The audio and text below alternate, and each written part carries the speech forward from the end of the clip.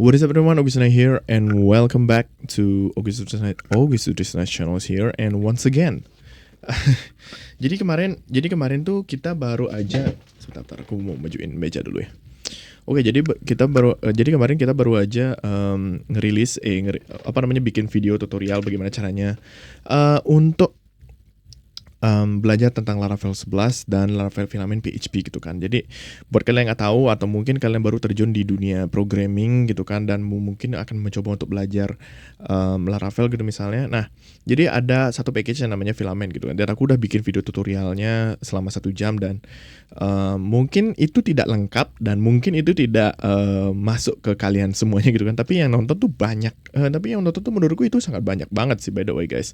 Itu udah 100 views gitu by the way, udah 100 views gitu. Dan thank you so much untuk teman-teman semuanya yang sudah menonton video ini dan banyak banget yang subscribe juga udah mau 170 subs. Thank you so much untuk teman-teman semuanya. Walaupun memang aku juga berusaha untuk jadi programmer yang tidak hanya bacot doang di Twitter, hanya jualan ras aja pas jualan ras terus jualan gitu kan misalnya. So, ya jadi aku akan membuktikan kalau hari ini tuh aku bisa mengcoding dan juga membuat sebuah dan membantu juga untuk teman-teman semuanya untuk mendevelop sebuah aplikasi gitu kan. Apalagi programmer di luar sana gitu kan ada yang kena tech winter atau ada yang kena ada yang kena tech winter, ada yang belum masih merasakan kerja di belum ngerasain kerja di office hour gitu kan, dari jam 9 pagi sampai jam 5 atau jam 8 sampai jam 5 gitu kan. Dan meeting terus gitu, apalagi apalagi kalian yang sebagai seorang freelancer gitu kan, tiap hari meeting, tiap hari meeting, tiap jam, bahkan tiap jam pun meeting gitu kan. Aku berusaha semampuku untuk membantu kalian semua di sini. Ya walaupun memang aku pakai Laravel gitu kan untuk membuat sebuah aplikasinya, tapi yang jelas mungkin ini bisa membantu kalian semua gitu. Oke, so now jadi aku dapat error juga dari kalian semua gitu kan. Dan yang membingungkan ini adalah padahal yang membingungkan adalah prepare query for no constraints guys. Jadi buat kalian yang nggak tahu, jadi di bagian filament ini ada error yang namanya relationship joiner guys. Prepare query for no constraints ini menjelaskan errornya karena query yang kalian isi atau data dari kalian yang mau kalian buat relationship-nya itu tidak ada datanya sama sekali, atau mungkin datanya salah, atau mungkin juga datanya kalian salah di bagian nama atau di bagian modelsnya. Karena di argumen satu ini relationship must be type of relations null yang dikasih. Jadi datanya itu kemungkinan tidak ada atau datanya itu tidak ada dan kemungkinan datanya itu adalah salah. Gitu guys. Oke. So, jadi di video tutorialku yang sebelumnya yang 1 jam itu, 1 jam itu aku maksa sih sebenarnya by the way. Jadi bagian class.id ini kalian harus isi dulu di bagian protected, di bagian fillable guys. Di bagian fillable ini kalian harus isi class.id dulu. Kenapa kita bisa ambil class.id? Karena di bagian ID ini kita harus karena kita harus isi di bagian class ID. Karena kita yang targetin itu adalah class ID-nya guys. As you can see here, kalau misalnya kalian bisa lihat di bagian siswa.id. Di bagian siswa.id ini kita harus membuat sebuah siswa.id. Class.id ini ada siswa.id. Jadi kita perlu ambil yang namanya class.id guys. Sebentar. Saya salah sebentar. Oke. Di bagian class.id, di bagian kelas ada siswa.id. Ini salah nih, sebenarnya aku harus ganti jadi siswa.id. Nah, di bagian siswa.id ini kita harus isi dia. Harus isi dia dengan data di bagian kelas di bagian class.id. Di bagian siswa.id ini kita harus isi, atau kita harus misalnya isi tabelnya. Kita isi tabelnya dengan protected variable di bagian kelas soalnya karena di siswa ini kita harus mengambil data dari siswa guys. Dan kita akan membuat dan habis itu kita akan membuat public function siswa belongs to. Ini adalah kayak fungsi untuk memanggil sebuah data yang dari siswa untuk bisa diisi di bagian kelas. Kalau lebih seperti itu, terus hampir sama juga dengan di bagian kelas. Di bagian kelas ini juga di kelas juga sama. di bagian siswa juga sama. Di public function class ini kita akan panggil data yang ada di kelas. Habis itu kita akan taruh di bagian siswa. Kurang lebih seperti itu. Okay, so we are here today.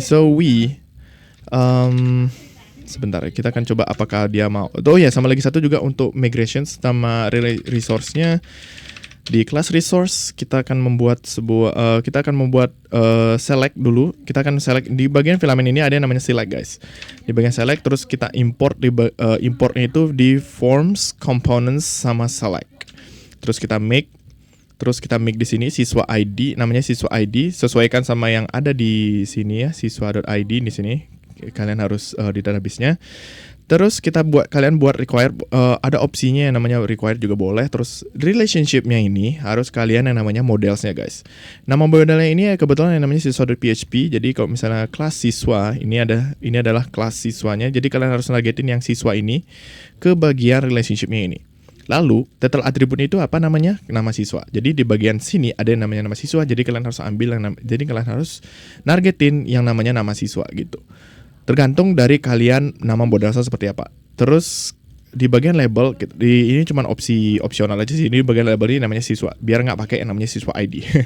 Kayak gitu sih kurang lebih. So di bagian sini, di bagian fungsi table, kalian akan scroll ke bawah. Nanti kalau misalnya kalian scroll ke bawah sini kan, terus ada nemu yang namanya public static function table di sini. Kita akan isi yang namanya text column make siswa ID. Di sini kita bikin searchable untuk bisa di search dan sortable untuk bisa di sort. Oke. Nah, terus dan kalau lebih seperti itu untuk siswa ID-nya. Siswa ID-nya ini kita pakai, kenapa kita bikin table siswa ID? Sebentar, aku bikin label dulu siswa.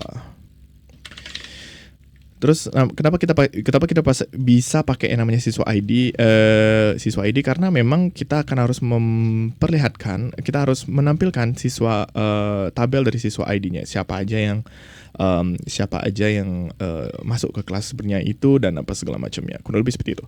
Oke, so ya jadi kurang lebih seperti itu. Kalau misalnya sama lagi satu untuk migrationsnya itu kita pakai yang namanya foreign ID 4 karena sepengalamanku kalau untuk foreign ID biasa doang itu tidak masuk sama sekali.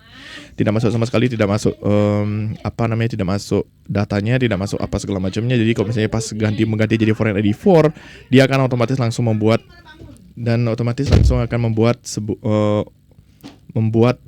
datanya itu langsung masuk lah gitu ke bagian data siswanya gitu sih kurang lebih.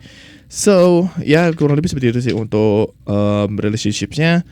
Lalu coba kita akan refresh apakah ini mau ya, karena di sini aku jadi juga nyoba prepare kenapa dia bisa query constants ya gitu. Dan akhirnya pas aku caca lagi ternyata memang di bagian siswanya ini kita perlu di bagian sini, di bagian class resource-nya itu kita mengambil yang namanya siswanya doang, yang di bagian modelsnya itu kita create. Baru ternyata mau, guys. Oke.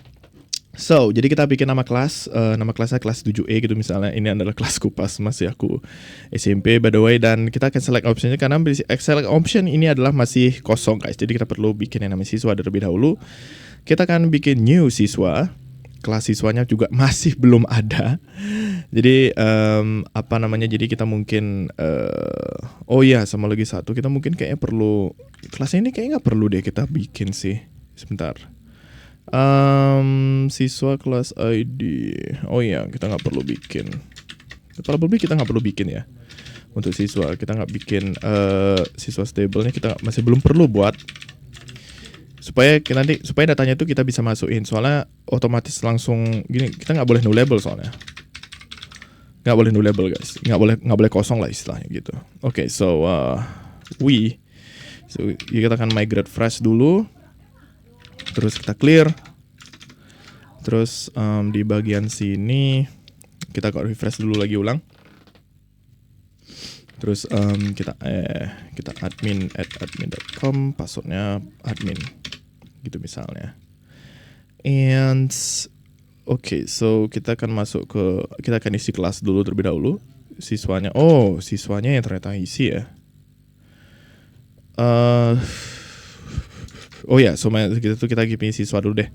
Siswa. Kelas siswanya kok masih ada ya? Oh, di resource. Di kelas resource kita perlu isi. Oke. Terus di bagian sini kita komen dulu. Terus kita refresh, kita hapus dulu. Apakah dia mau? Kita lihat detailsnya di sini lagi. Masih perlu banyak data tentunya. Ternyata masih ada ya kelas siswa ya. Padahal kelas loh. Oh, kita bikin kelas dulu deh. Kita bikin kelas, terus kita bikin new class, dan kita bikin nama kelasnya kelas 7E. Jumlahnya kita random aja dulu, kita bikin 5 probably. Terus kita create class.siswa.id. There you go. Jumlah kelas siswanya kita belum perlu. Kita belum perlu. Oke, kita bikin prepare aja sama migrate lagi ulang. Terus kita create lagi admin@admin.com. Passwordnya adalah admin. Kita masuk lagi ulang-ulang apa segala macamnya. Oke, so nama kelasnya kita ganti dulu 67 kelas 7E gitu misalnya. Kita akan create kelas siswa ID. Not null constraint filed. I guess it's a class here, class table. Oh iya, of course ini ya. Yep. Okay, there you go. Alright, kita akan hapus dulu untuk sementara. Kita akan coba migrate ulang once again. Login lagi ulang. Kita akan masuk lagi.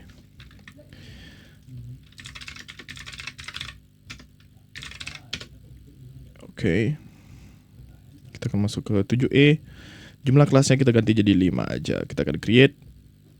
Dan otomatis dia akan langsung masuk ke bagian edit, guys. Oke, ke bagian edit dia akan langsung. Terus kalau misalnya kita ke bagian siswa, kita akan bikin new siswa tentunya. Dan di sini akan otomatis langsung ada kelas 7E, guys. Gitu sih kurang lebih untuk belajar relationship ya guys ya, walaupun memang ada agak error-errornya segala macamnya. Terus kita perlu menghapus apapun yang kita perlu apa segala macamnya.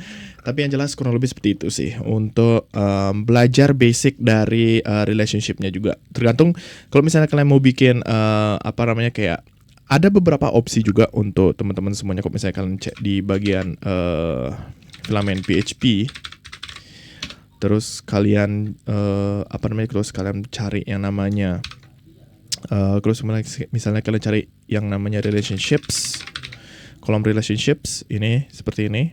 Terus kalian bisa cek, banyak banget ada di sini data-datanya.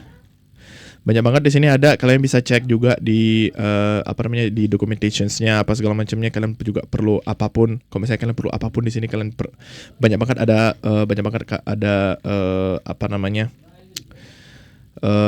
customizationsnya. Terus apa yang kalian perlu di sini semuanya ada. Misalnya kayak managing relationships untuk di page build, panel buildernya ada has many true, ada belongs to many apa segala macamnya. Basic ini benar-benar ini advance ya. Tapi untuk sekarang mungkin aku akan ngasih tahu kalian secara basicnya aja sih, basic dari basic relationships untuk menggunakan filament PHP, untuk menggunakan filament ini sih kurang lebih. Jadi kalian lebih gampang sih untuk teman-teman semuanya bagaimana caranya untuk membuat sebuah aplikasi tentunya menggunakan filament, dan lebih gampang juga untuk mendevelop, soalnya benar-benar ini benar-benar mengutamakan developer experience gitu sih kalau menurutku sih. So thank you guys so much untuk teman-teman semuanya. Thank you juga so much untuk teman-teman semuanya yang sudah menonton video ini, dan mungkin nextnya bakal aku kasih tahu gimana caranya membuat enum. Bagaimana caranya untuk membuat sebuah enums tentunya di menggunakan enums di filament PHP, guys.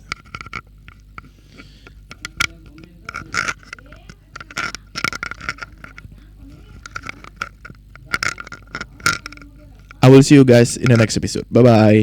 Kalau misalnya kalian suka sama videonya, like. Kalau misalnya kalian suka sama video ini, kalian bisa subscribe atau mungkin kalian bisa subscribe dan like.